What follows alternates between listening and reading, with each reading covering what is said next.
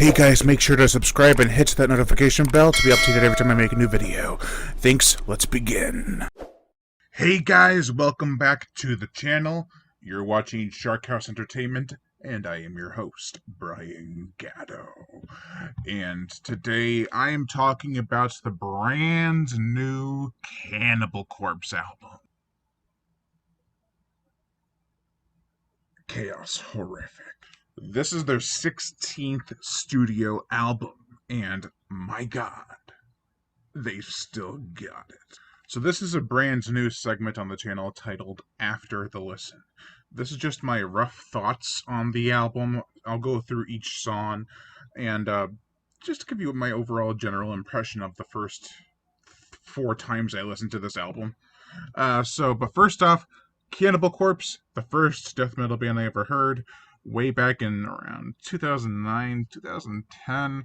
The first song I ever heard was Devoured by Vermin, which blew my mind. I went on a head-banging, head-swirling madness brigade, and I was just like, what is this? Where has this been for the past 5 years? I wasn't 5 years old. I was just getting into metal around that time. But I always had a thing for growly vocals. And I was like, what's that thing called? Death metal? Let me give that a shot. And I did, and I loved it. This was also released today, September 22nd, 2023, the same day as Tomb of the Mutilated back in 1992, September 22nd. I also plan to review the first 4 Cannibal Corpse albums in April, just in time for the Bleeding's 30th anniversary. I already reviewed the first 2 on my other channel, but I want to redo them a little bit, update them a bit. So yeah, let's get into these songs.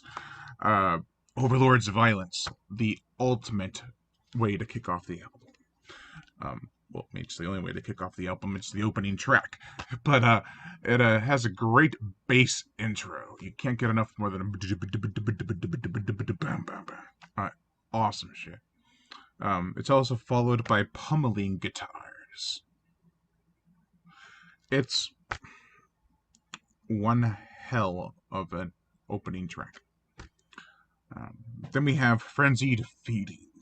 It feels like the usual fare from the band. It does have some awesome low guitar tones that start around 1/3 of the way through the song. It sounds kind of like if you combined Shedding My Human Skin with Bloodland. That's not a bad thing.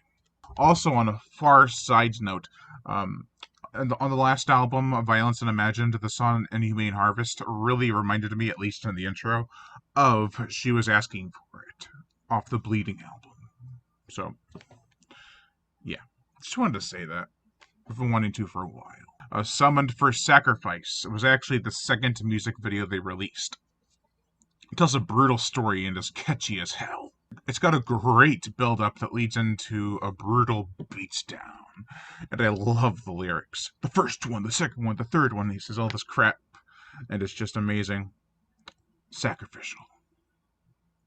Bloodblind, which was the first music video they had, has the grooviest riff I've heard from them in a while. It makes you feel like you're trekking through a bloody bog, and just all around, you feel blinded by blood.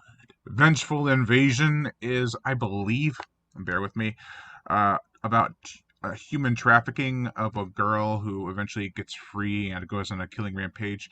It kind of reminded me of the movie Thriller, or They Call Her One Eye, which is an awesome revenge film. It reminds me of Vigilante meet I Spit on Your Grave. But back to the song itself, great track. It would have made for one killer music video.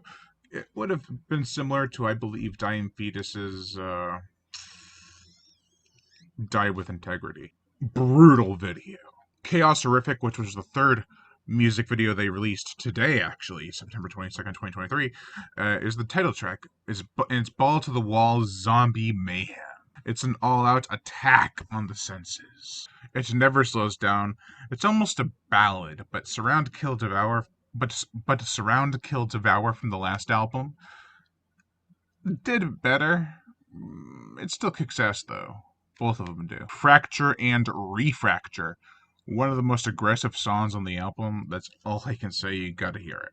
Pitchfork Impalement. Penetrate the skull! It's a brutal beat with stellar guitar work. Obviously, it's Cannibal Corpse. Pestinil Rictus is another zombie song, but this time it's post-apocalyptic. And awesome. Drain You Empty, one of the slower songs on the album, and it's an absolute banger, dread-filled and chaotically horrific. Now, that's all the songs. I think there's 10? Is there 10? I don't know. Let's see. Am I right? Am I wrong? Yeah, there's only 10 this time around. But they're all awesome. You can't go wrong with some of these songs. My favorites have to be Bloodblind, Drain You Empty, and let's say Chaos Horrific.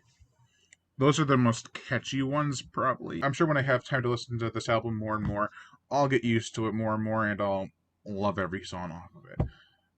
But for right now, this is a great album. I kind of prefer the last one over this one.